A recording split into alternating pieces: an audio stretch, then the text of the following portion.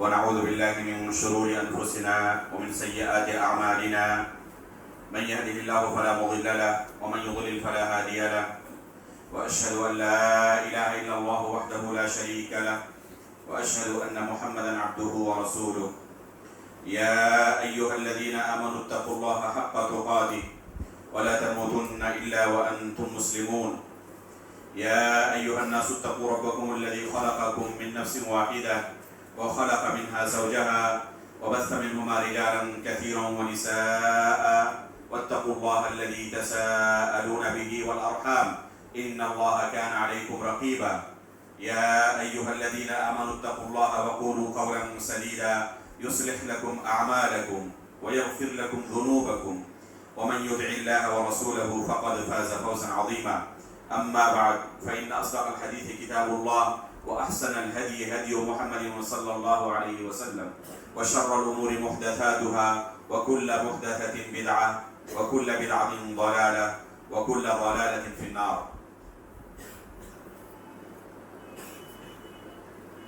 انتہائی قابل قدر ناظم جامعہ فضیلت الشیخ ابو حمدان فیضی حفظہ اللہ، مشائخ جامعہ اور عزیز طلباء، اللہ رب العالمین کا ہم شکریہ ادا کرتے ہیں کہ اللہ رب العالمین نے اپنے بے شمار بندوں میں سے ہمارا انتخاب اس کے دین کی تعلیم کے لیے دین کی تعلیم کے لیے فرمایا ہے۔ بے شمار لوگ اس دنیا میں ایسے ہیں جو دین کی نعمت سے محروم ہیں، اس لیے جن کے پاس دین کی نعمت ہے، شریعت کی نعمت ہے، ان کے پاس اللہ رب العالمین کی بہت ہی عظیم نعمت ہے۔ مسلمان ہونے کے ساتھ ساتھ اگر شریعت کا علم بھی کسی کے پاس ہو تو یہ نور علی نور ہے۔ اللہ رب العالمین کے وہ بندے چنندہ بندے ہیں جن کو اللہ رب العالمین نے اس مبارک اور نیک کام کے لیے چن لیا ہے۔ ثم اورثنا الكتاب الذين اصطفينا من عبادنا، اللہ رب العالمین نے فرمایا کہ چنندہ بندے ہیں میرے بندوں میں سے جن کو ہم نے اپنی کتاب کے لیے چن لیا ہے، اس کتاب کا وارث بنایا ہے۔ اسی کو نبی صلی اللہ علیہ وسلم نے اپنی حدیث میں بیان کرتے ہوئے کہا العلماء ورثۃ الانبیاء، یہ علماء یہ انبیاء کے وارث ہیں، درہم و دینار کے نہیں بلکہ اس علم کے وارث ہیں جو انبیاء کرام لے کر اللہ رب العالمین کی طرف سے آئے ہیں، اس دین کے وارث ہیں، اس شریعت کے وارث ہیں جو انبیاء کا مشن تھا، جو انبیاء کی ذمہ داری اور ڈیوٹی تھی۔ آخری نبی کے گزر جانے کے بعد قیامت تک اب اور کوئی نبی نہیں آنے والا، اب اس مشن کو آنے والی نسل تک پہنچانے کے لیے، ان کو دین کی تعلیم دینے کے لیے یہی انبیاء علماء کرام ہیں جن کا اللہ رب العالمین نے اپنے بندوں میں سے انتخاب کیا ہے۔ تو ہم عام لوگوں کی طرح نہیں ہیں، اللہ رب العالمین کے منتخب بندوں میں سے ہیں۔ تو جہاں ہمیں یہ فضیلت ملی ہے تو ظاہر سی بات ہے کہ ذمہ داری بھی اسی کی طرح، اسی کے بقدر بہت بڑی ہے۔ اس لیے ہمیں سب سے پہلے اس ذمہ داری کا احساس ہونا چاہیے۔ اس کتاب کے انتخاب کا مقصد یہی ہے کہ جو علم ہم حاصل کر رہے ہیں ہمیں حقیقت میں احساس ہو کہ کس لیے ہم یہاں حاضر ہوئے ہیں۔ یہ جو ذمہ داری ہمارے کندھوں پر اللہ رب العالمین کی طرف سے ڈالی گئی ہے، جس کے لیے ہم نے اس میدان کو چنا ہے، تو آخر ہم نے کس میدان کو چنا ہے، کیا مقصد ہونا چاہیے ہمارا، اس علم کو حاصل کرنے کا طریقہ کیا ہونا چاہیے، تاکہ حقیقت میں یہ علم ہمارے لیے نفع بخش ہو، ہمارے لیے حجت بنے، قیامت کے دن ہمارے خلاف حجت نہ بنے۔ العلم، یہ علم جو القرآن حجت لک او علیک، اللہ کے رسول نے فرمایا یہ قرآن تمہارے لیے بھی حجت ہو سکتا ہے، تمہارے خلاف بھی حجت ہو سکتا ہے۔ تو تاکہ یہ قرآن، یہ علم، یہ شریعت ہمارے خلاف حجت نہ بن جائے، ہمیں اس کا صحیح طریقہ معلوم ہونا چاہیے کہ کیسے اس طریقے کو اس علم کو ہم حاصل کریں. ہمارے سلف صالحین کا طریقہ کیا تھا, اسی طریقے پر چلتے ہوئے ہم اس منزل تک پہنچ سکتے ہیں. تو اس کتاب کے انتخاب کا یہی مقصد ہے اور یہ عظیم مقصد ہے. طلب علم کے آداب پر بہت سارے علماء نے بہت ساری کتابیں لکھی ہیں, قدیم زمانے سے لے کر آج تک. تدریب الراوی میں آپ نے پڑھا ہوگا, امام سیوطی رحمہ اللہ نے کتاب کے آخر میں طالب علم کے آداب کے اوپر بہت ساری باتیں لکھی ہیں. تو بہت سارے علماء نے اس موضوع پر مستقل کتابیں بھی تصنیف کی ہیں, جن میں سے ایک کتاب ہے تعلیم العلم, شیخ صالح بن عبداللہ بن حمد العثیمی حفظہ اللہ کی. یہ سعودی عرب کے موجودہ دور کے علماء میں بہت ہی اونچا مقام رکھتے ہیں. اللہ رب العالمین نے انہیں جو مقام و مرتبہ عطا کیا ہے, بہت کم لوگوں کو یہ مقام و مرتبہ ملتا ہے. ابھی شیخ اپنی اکیڈمک تعلیم سے فارغ بھی نہیں ہوئے تھے, دکتورا کی ڈگری ان کے پاس ابھی موجود بھی نہیں تھی. اس سے پہلے ہی صرف سعودی عرب کے بڑے بڑے مساجد, بڑے بڑے مراکز میں ہی نہیں بلکہ حرمین شریفین کے اندر بھی, خصوصاً مسجد نبوی کے اندر ان کے دروس چالو ہو گئے تھے, جہاں پر بہت ہی شاد و نادر کبار علماء کو موقع ملتا ہے. شیخ کے پاس ابھی دکتورا کی ڈگری بھی نہیں تھی, اس سے پہلے ہی شیخ کے دروس چالو ہو گئے تھے, اور پورے سعودی عرب کے اندر ان کے دروس جاری رہتے ہیں. بہت سارے دورات علمیہ کے اندر شیخ شریک ہوتے ہیں اور بہت سارے متون کو پڑھاتے ہیں. شیخ کے پاس تأصیل ہے, جس فن پر گفتگو کرتے ہیں ایسا معلوم ہوتا ہے کہ یہی شیخ کا تخصص ہے. اصل ان کا تخصص حدیث اور علوم حدیث ہے, لیکن جب لغت پر بحث کرتے ہیں تو ایسا محسوس ہوتا ہے کہ یہی ان کا فیلڈ ہے, یہی ان کا میدان ہے, اسی پر انہوں نے تخصص کیا ہے. اسی طرح فقہ پر, اصول فقہ پر, عقیدے پر, ہر فن پر ان کو مکمل دسترس حاصل ہے. اللہ کے فضل و کرم سے ایک لمبے زمانے تک شیخ کے پاس پڑھنے کا موقع ملا مسجد نبوی کے اندر خصوصاً, اور پھر آن لائن جو ان کے دروس دوسری جگہوں پر بھی ہوتے تھے ان دروس کے ساتھ بھی جڑا رہا. شیخ کی کتابوں میں سب سے اہم کتاب میری نظر میں یہی تعلیم العلم والی کتاب ہے. جب بھی مسجد نبوی کے اندر شیخ اپنے دورات علمیہ کی شروعات کرتے ہیں تو اسی کتاب سے ہر دورے کی شروعات کرتے ہیں. سب سے پہلے فجر کی نماز کے بعد اس کتاب کو پڑھاتے ہیں, پھر باقی متون کو پڑھاتے ہیں دوسرے اوقات میں, لیکن یہی پہلا متن ہوتا ہے جس سے اپنے علمی دورات کی وہ شروعات کرتے ہیں. فجر کے بعد ان کا عموماً درس شروع ہوتا تھا مسجد نبوی کے اندر, اور تقریباً 3 گھنٹے تک چلتا تھا مسلسل. تو ایک تو کتاب عربی زبان میں ہے, شرح اگر عربی زبان میں ہو وقت کی بچت ہوتی ہے. دوسری چیز کہ شیخ کی شرح بھی نہایت ہی مختصر ہوتی ہے. جو لوگ شیخ کی شروحات دیکھے ہیں, شیخ کے دروس میں حاضر رہے ہیں, ان کو اچھی طرح پتا ہے کہ مختصر کلمات میں شیخ شرح کرتے ہیں, بہت لمبی چوڑی شرح نہیں کرتے, صرف اشارات ہوتے ہیں اور یہ نہایت ہی اہم ہوتے ہیں. یہ کتاب جو ہے وہ ان کی کتابوں میں مانتا ہوں کہ سب سے عظیم کتاب ہے. یہ ایسی کتاب ہے جو ایک طالب علم کا زندگی بدل سکتی ہے. اسے میں ٹونک کی طرح کہتا ہوں, وٹامن کی طرح, جیسے انرجی کے لیے, طاقت کے لیے ہم استعمال کرتے ہیں نا, تو اسی طرح یہ کتاب ہے. اس لیے ہر مختصر مدت کے بعد کوشش کرتا ہوں کہ ایک مرتبہ اسے پڑھ لیا جائے یا شیخ کی درس سے ہی, شیخ کی شرح سے ہی اسے سن لیا جائے. اس طرح اب تک کتنی مرتبہ میں نے اس کتاب کو شیخ کے شرح سے ان کی زبانی سنا ہے مجھے ابھی تعداد بھی یاد نہیں ہے. مجھے نہیں لگتا کہ 25-30 مرتبہ سے کم ہوا ہوگا, اس سے کہیں زیادہ ہی ہوگا. تو جب بھی محسوس ہوتا ہے کہ کچھ سستی آ رہی ہے پڑھنے میں, لکھنے میں, یا اللہ رب العالمین کے ساتھ جو تعلق ہونا چاہیے, تو اس کتاب کو پڑھنے کے بعد ایک نئی انرجی ملتی ہے. تو حقیقت میں یہ کتاب بہت ہی عظیم ہے, اس کو وقتاً فوقتاً پڑھتے رہنا چاہیے. عموماً میں اپنی گاڑی میں اس کتاب کو لگایا ہوا تھا.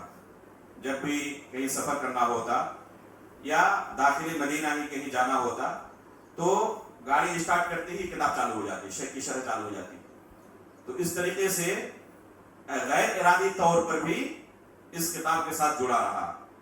ایک تو ارادی طور پر کہ بیٹھ کر سننا ہے, ایک غیر ارادی طور پر جیسے گاڑو چالو کیا شیخ کی شرح شروع ہو گئی.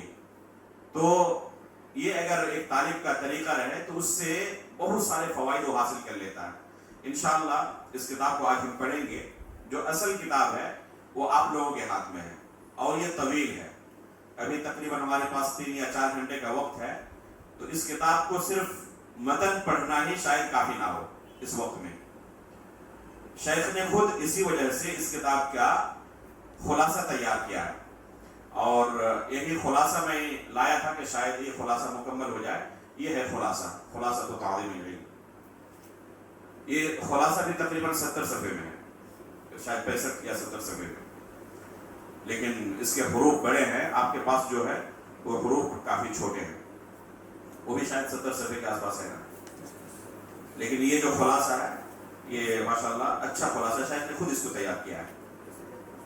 اور بعض جگہوں پر اسے پڑھانا ہوا, کئی مرتبہ میں الحمدللہ یہاں پڑھا چکا ہوں. تو اب تک جو میرا تجربہ رہا ہے کہ 3-4 گھنٹے میں اس کتاب کو مکمل نہیں پڑھا پاتا, آدھا یا اس سے کچھ زیادہ.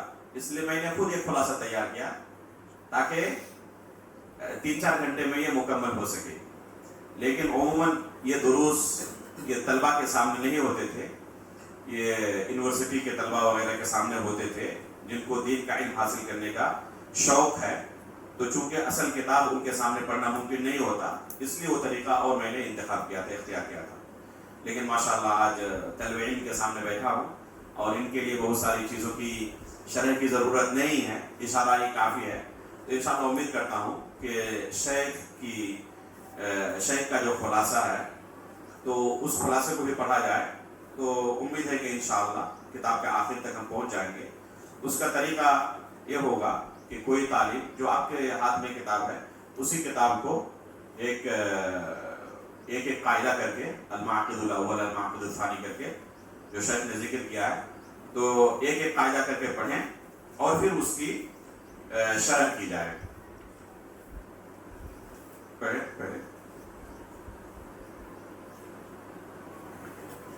مقدمہ پڑھے کوئی ایک طالب.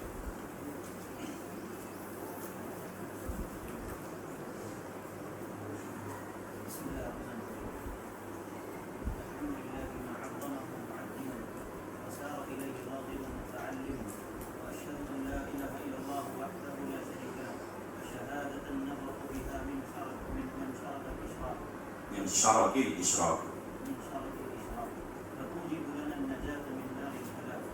وأشهد أن محمدا عبده ورسوله أرسله ربه بالهدى ودين الحق ليظهره على الدين كله ولو كره المشركون. فبلغ رسالته وأداها وأسلم أمانته وأداها.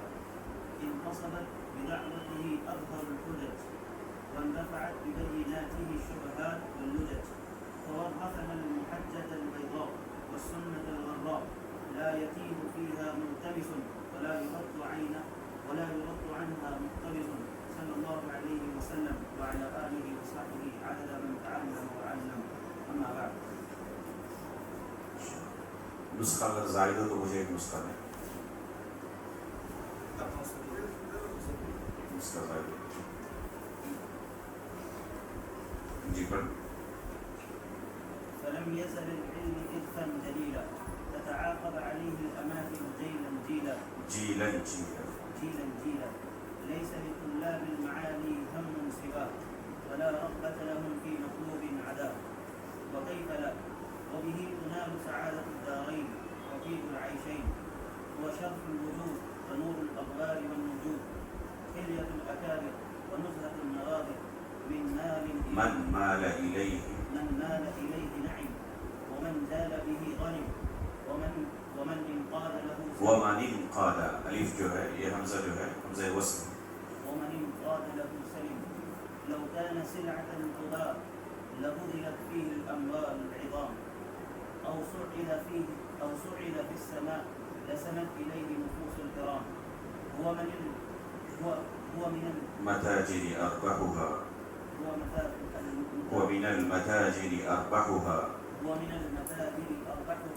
وفي المصائب مفاخر أشرفها. أكرم المآثر مآثره وأحمد الموارد موارده. فالسعيد من حق نفسه عليه وحث لركاب روحه إليه.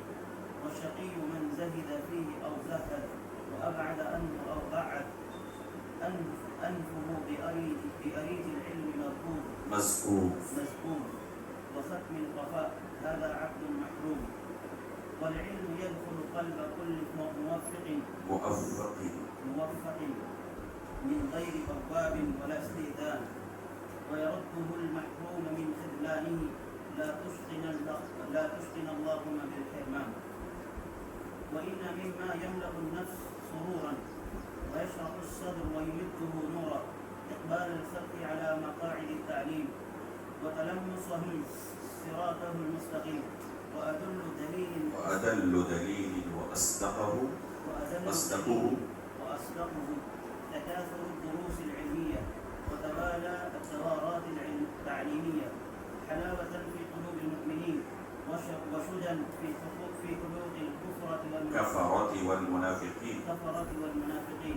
فالدروس معقودة والرتب معكوفة والفوائد الشارقة یہ مقدمہ کافی لمبا یہاں پر ذکر کیا ہے شیخ نے، بس کریں اب اتنا پر ہے، پھر المعقود اور کو پڑھیں. یہ مقدمہ جو یہاں پر ہے کافی طویل ہے اور علم کی فضیلت، علم کے مقام و مرتبے کے تعلق سے شیخ نے یہاں بیان کیا ہے.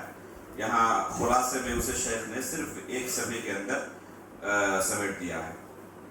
اس پورے مقدمے کا خلاصہ یہ ہے کہ علم بہت ہی عظیم ہے. اگر کوئی ایسی چیز ہوتی کہ اسے پیسے سے خریدا جائے تو لوگ اسے اپنی پوری سلطنت دے کر بھی خریدنا چاہتے. اگر آسمانوں میں بھی ہوتا تو لوگ وہاں بھی پہنچ کر اسے حاصل کرنا چاہتے. لیکن یہ ایسی چیز نہیں ہے جسے پیسے سے خریدا جا سکے، بلکہ اس کے لیے محنت کی ضرورت ہے، اس کے لیے اپنا سب کچھ قربان کرنے کی ضرورت ہے. تب یہ علم کسی کو اپنا تھوڑا سا حصہ دے سکتا ہے. یہ سب سے شریف چیز ہے، اس سے شریف چیز کوئی نہیں. یہ سب سے نفیس ہے، سب سے قیمتی ہے. جس کے اندر یہ علم ہو تو اس کا نور اس کی شخصیت پر ظاہر ہوتا ہے، واضح ہوتا ہے. یہ علم خود ایک عالم کو جس کے اندر یہ چیز موجود ہو، اس کے آثار اس کے اوپر ظاہر ہوتے ہیں اور یہ علم اسے علم کے راستے پر چلنے کے لیے مجبور کر دیتا ہے. تو اس علم کی صفات بیان کی ہے شیخ نے اس مقدمے کے اندر، اور پھر آخر میں اس مقدمے کا ذکر کیا ہے کہ اس علم کو حاصل کرنے کے اصول و ضابطے ہیں. ایسا نہیں کہ کوئی اپنی طرف سے کوئی بھی طریقہ اختیار کرے تو وہ اس علم کو حاصل کر سکتا ہے، بلکہ اس کے اصول و ضوابط کا خیال نہ کرنے کی وجہ سے ہو سکتا ہے کہ یہی علم اس کے لیے وبال جان بن جائے، اور بجائے اس کے کہ اس علم سے اسے عزت ملے، یہ علم اسے ذلیل بھی کر سکتا ہے. اگر طلب علم کا جو معروف طریقہ ہے اس طریقے کو اختیار نہ کرے اور کوئی دوسرا طریقہ اختیار کرے تو اس کی حالت وہی ہوگی کہ جیسے ایک روڈ ہو جس میں اپ ڈاؤن گاڑیاں چلتی ہیں، تو کوئی اگر رانگ روٹ پر چلنے لگے جس میں لوگ چل رہے ہیں اس میں وہ آنے لگے تو کیا ہوگا؟ وہ خود مرے گا، دوسروں کو مارے گا. تو یہی حالت ہے طلب علم کا بھی ایک معروف طریقہ ہے.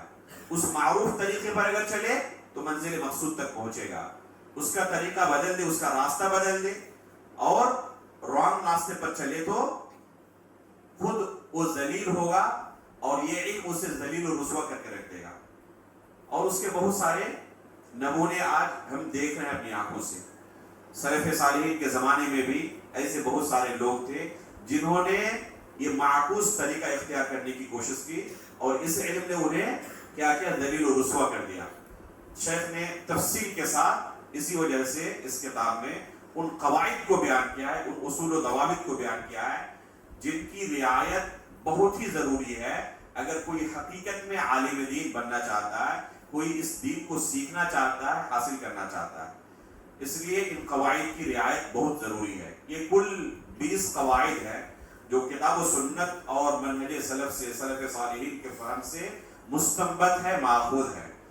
ایک ایک قاعدے کو اب پڑھیں گے انشاءاللہ اور اس کی مختصر شرح بھی آپ کے سامنے کی جائے گی. پہلا قاعدہ پڑھیں. المعقد الاول تطہیر وعاء العلم. المعقد الأول تطهير وعاء العلم وهو القلب فإن لكل مطلوب وعاء وإن وعاء العلم القلب ووسخ الوعاء ووسخ الوعاء يعكره ويغير ما فيه. ووسخ الوعاء يعكره ويغير ما فيه وبحسب طهارة القلب يدخله العلم وإذا ازدادت طهارته ازدادت قابليته للعلم. ومثل العلم في القلب كنور المصباح إن صفى زجاجه شعت أنواره وإن لطفته الأوساخ كسفت أنواره. فمن أراد حيازة العلم فليزين باطنه ويطهر قلبه من نجاسته فالعلم جوهر لطيف لا يصلح إلا للقلب النظيف. وطهارة القلب ترجع إلى أصلين عظيمين أحدهما طهارته من نجاسة الشبهات والآخر طهارته من نجاسة الشهوات. ولما لطهارة القلب من شأن عظيم أمر بها النبي صلى الله عليه وسلم في أول ما أمر في قوله تعالى في سورة المدثر وثيابك فطهر بقول من يفسر الثياب بالباطل وهو قول حسن له مأخذ صحيح. وإذا كنت تستحي من نظر مخلوق مثلك إلى بسط ثوبه فاستحي من نظر الله إلى قلبك وفيه محن وبلايا وذنوب وخطايا. قال مسلم بن الحجاج رحمه الله حدثنا عمرو الناقد حدثنا كثير بن هشام حدثنا جعفر بن برقان عن يزيد الأصم عن أبي هريرة رضي الله عنه النبي صلى الله عليه وسلم قال إن الله لا ينظر إلى صوركم وأموالكم ولكن ينظر إلى قلوبكم وأعمالكم. واحذر كمائن نفسك اللاتي متى خرجت عليك كسرت كسر مهان. من طهر قلبه فيه العلم حل ومن لم يرفع منه نجاسته ودعه العلم وارتحل. وإذا تصفحت أخبار طائفة من طلاب العلم في هذا المعقد رأيت خللا بينا. فأين تعظيم العلم من أمر تغدو الشهوات والشبهات بقلبه وتروح تدعوه صورة محرمة وتستهديه مقالة مجرمة حشبه المنكرات والتلذذ بالمحرمات فيه غل وفساد وحسد وعناد ونفاق وشقاق. أنى لهؤلاء وللعلم ما هم منه ولا هو إليهم. قال سهل بن عبد الله رحمه الله حرام على قلب أن يدخله النور وفيه شيء مما يكره الله عز وجل. المعقد الأول تطهير وعاء العلم. یہاں سے شاید طلب علم کے قواعد کو بیان کرنا شروع کر رہے ہیں. پہلا قاعدہ بیان کر رہے ہیں کہ علم کا جو برتن ہے, جہاں پر علم رہے گا, اس برتن کی صفائی سب سے پہلے ضروری ہے. اس برتن کو صاف ستھرا رکھنا سب سے پہلے ضروری ہے. یہ پہلا قاعدہ ہے. اگر ہم علم حاصل کرنے کے راستے پر نکلے ہیں, یہ علم, یہ شریعت سیکھنا چاہتے ہیں, تو سب سے پہلے ضروری ہے کہ اس علم کو جہاں رہنا ہے, اور وہ کیا ہے, وہ ہے دل. دل یہ علم کا محل ہے, یہ برتن ہے علم کا. تو اس برتن کو پہلے صاف کرنے کی ضرورت ہے. اور اس کے متعلق شیخ نے تفصیل کے ساتھ بیان کیا کہ اگر برتن گندا ہو تو ہر وہ چیز جو اس برتن میں رکھی جائے گی وہ چیز گندی ہو جائے گی. اگر بہت قیمتی کھانا کسی سب سے بہترین ہوٹل سے لایا جائے جو بہت لذیذ ہو, لیکن اسے ایک گندے برتن میں آپ کے سامنے پیش کیا جائے تو کیا اس کھانے کو آپ کھا سکتے ہیں؟ نہیں کھا سکتے، اس لیے کہ یہ چیز جس برتن میں رکھی گئی ہے وہ کیا تھا؟ گندا تھا. اس نے اس بہترین چیز کو گندا کر دیا، قابل استعمال نہیں چھوڑا. یہی حال علم کا ہے. یہ بہت ہی نفیس ہے، بہت ہی قیمتی ہے، لیکن ضروری ہے کہ اس کو جہاں رکھا جائے وہ بھی صاف ستھرا ہو. شیخ نے اس کی مثال دی کہ جیسے لالٹین کی روشنی ہے، اگر اس کا شیشہ صاف ہوگا تو اس کی روشنی باہر بہترین نظر آئے گی. لیکن وہی روشنی اندر ہو لیکن شیشہ کیا ہو؟ گندا ہو، گرد و غبار سے بھرا ہوا ہو، تو کیا اس کی روشنی باہر آ پائے گی؟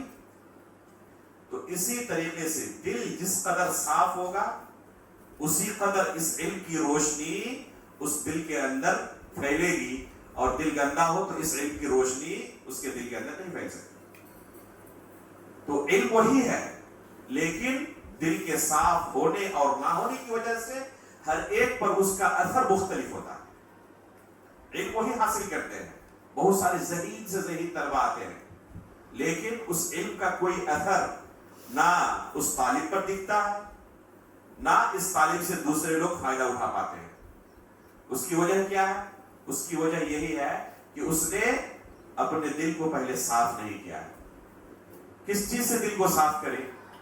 شیخ نے آگے بیان کیا ہے طہارت القلب ترجع الی اصلین عظیمین. دو اہم چیزوں سے اس دل کو صاف کرنے کی ضرورت ہے.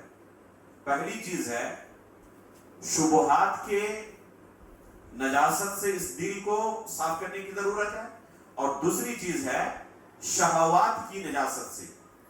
شہوات کی نجاست سے اس دل کو صاف کرنے کی ضرورت ہے. شبہات اور شہوات دونوں میں سے خطرناک کیا ہے؟ شبہات کی گندگیاں، اس لیے کہ ان کا تعلق انسان کے عقیدے سے ہوتا ہے، اس کے منہج اور فکر سے ہوتا ہے. اگر کسی نے اپنے دل کو اس طرح کی گندگیوں سے پاک نہیں کیا تو ہو سکتا ہے کہ اس نے علم تو بہت حاصل کر لیا ہے، لیکن بہت زیادہ علم حاصل کرنے کے باوجود یہ علم اس کے لیے نفع بخش نہیں ہے، کیونکہ اس کے دل کے اندر شبہات کی گندگیاں بھری ہوئی ہیں. چنانچہ ہم دیکھتے ہیں تاریخ میں بہت سارے علامہ آئے، علم کے اندر کوئی کمی نہیں تھی، بڑی بڑی کتابوں کے حافظ تھے، لیکن اس کے باوجود ان کے منہج کے اندر واضح خلل ہے.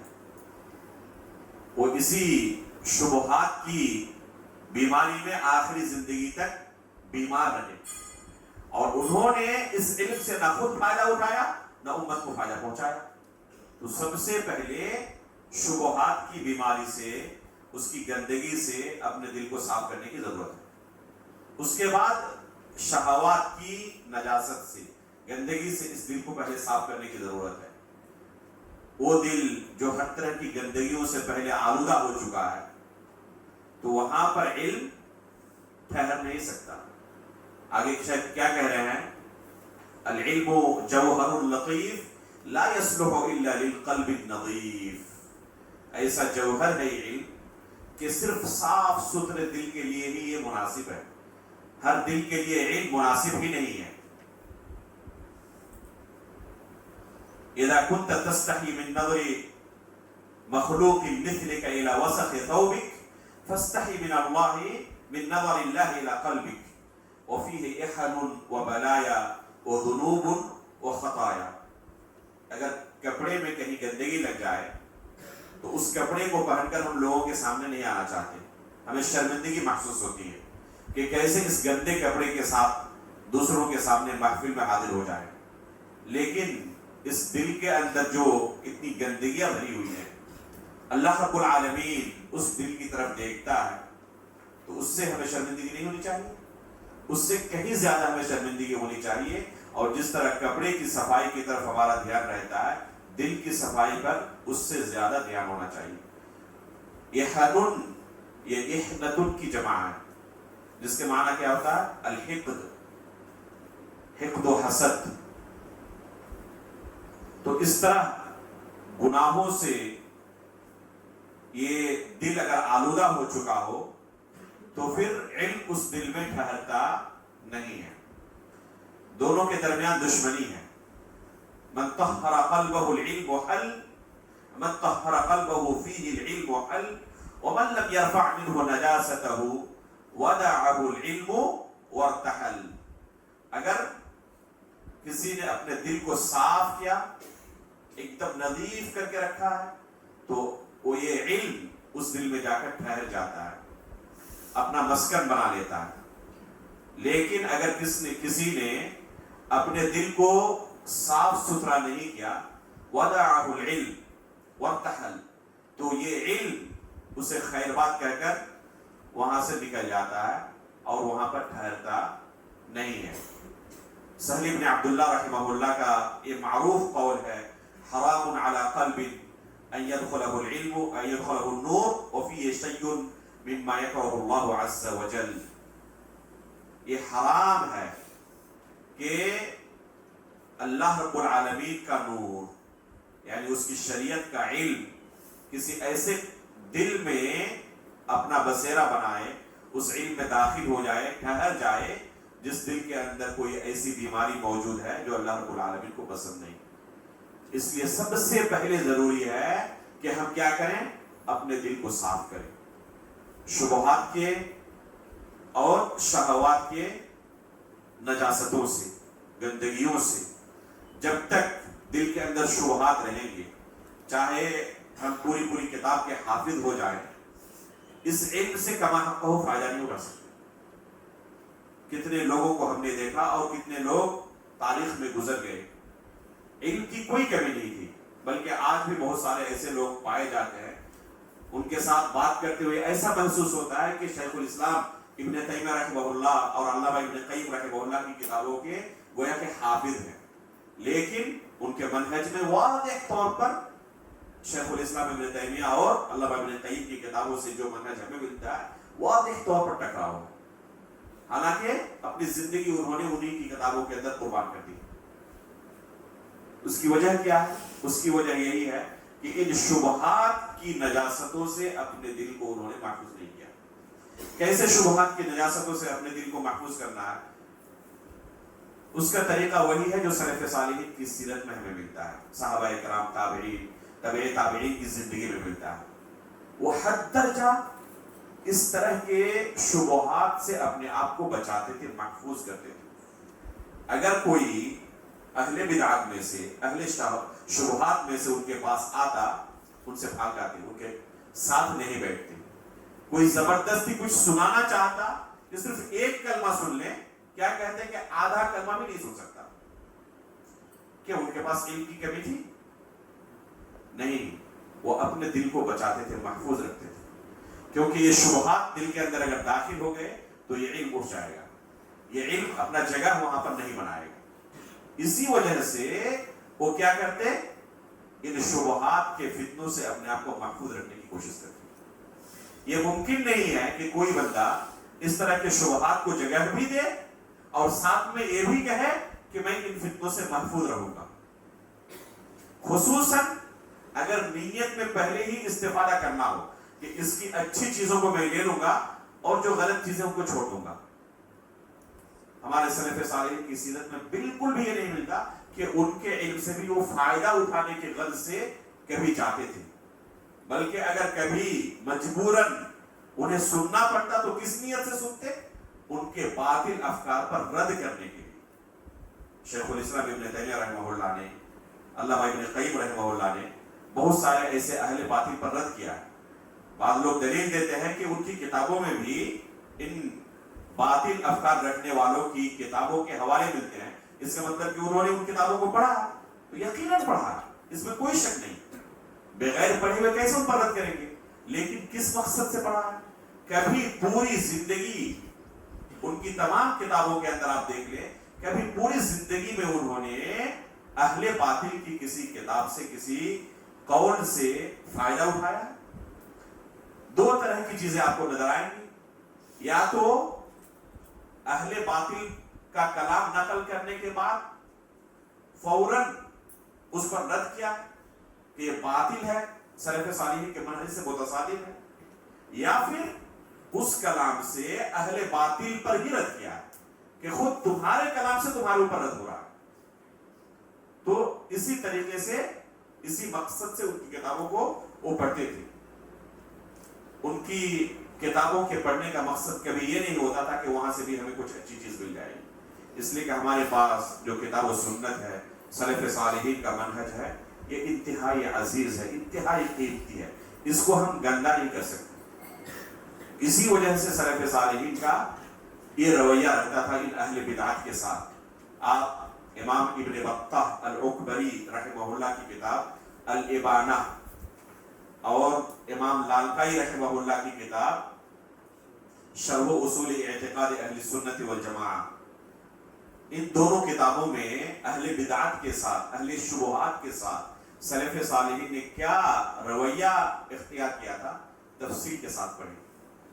شروع میں ہی امام لالکائی رحمہ اللہ نے شرح اصول اعتقاد اہل سنت والجماعت کے کے شروع میں 200 سے زائد نصوص ذکر کیے ہیں سلف صالحین کے، کہ کیسے انہوں نے ان شبہات سے اپنے آپ کو بچایا تھا۔ تو یہ پہلا طریقہ ہے کہ اپنے اس دل کو ان شبہات سے بچانے کی ضرورت ہے۔ پھر اس کے بعد شیطان کے جو وسوسے ہوتے ہیں، اور شیطان سب سے زیادہ طلب علم کے ساتھ لگا رہتا ہے کہ کسی طرح ان کو علم کے راستے سے ہٹا دے، ایسی چیزوں کے اندر مبتلا کر دے جو علم سے دور کر دے، مختلف طرح کے گناہوں، خصوصاً آج کے زمانے میں اس موبائل کے آ جانے کے بعد یہ بہت آسان ہو گیا ہے شیطان کے لیے۔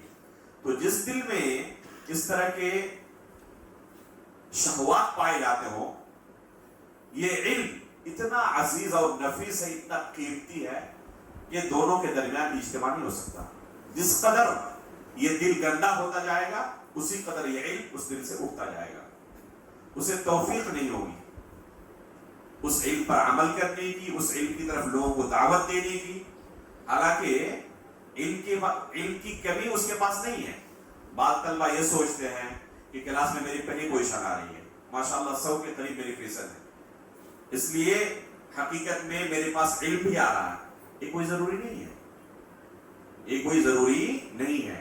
اس علم سے اس نے خود کتنا فائدہ اٹھایا اور لوگوں کو اتنا فائدہ پہنچا، یہ اصل معیار ہے۔ اگر اس نے اس علم سے فائدہ اٹھایا خود اور دوسروں کو فائدہ پہنچایا، تب حقیقت میں علم اس کے لیے نافع ہے۔